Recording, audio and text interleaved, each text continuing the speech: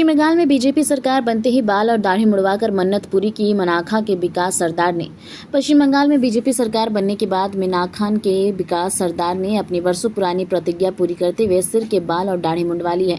बताया गया कि वर्ष 2021 के विधानसभा चुनाव में बीजेपी का समर्थन करने के कारण विकास सरदार को हिंसा का सामना करना पड़ा था। मीना खान के बामनपुकुर ग्राम पंचायत अंतर्गत पुटखाली गांव निवासी विकास सरदार का घर भी तोड़फोड़ का शिकार हुआ था। इसके बाद उन्हें लंबे समय तक घर छोड़कर रहना पड़ा।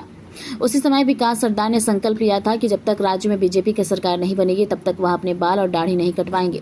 विकास अपने इस संकल्प पर अडिग रहे। आखिरकार 2026 के विधानसभा चुनाव में बीजेपी के सत्ता में आने और सरकार गठन के बाद विकास सरदार ने अपनी प्रतिज्ञा पूरी की।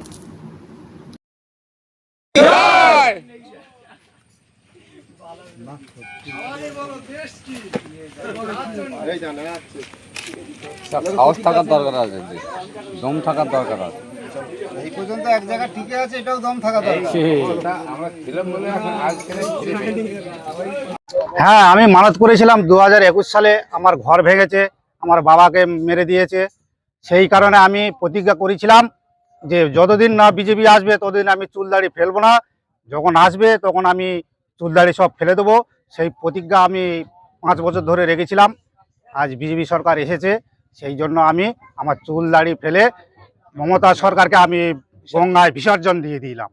কি বলবেন যে মূলত এই যে এতদিন ধরে আপনি চুল না, আমার অসুবিধা হতো না, কোনো অসুবিধা হতো না। রাগ আমার যখন আমি মানসিক করেছি আমার কোনো অসুবিধাই হবে না। আমি বিজেপি সরকার যখন আসবে বলেছিলাম আমি চুল দাড়ি তখন ফেলবো, তার আগে আমি ফেলবো না।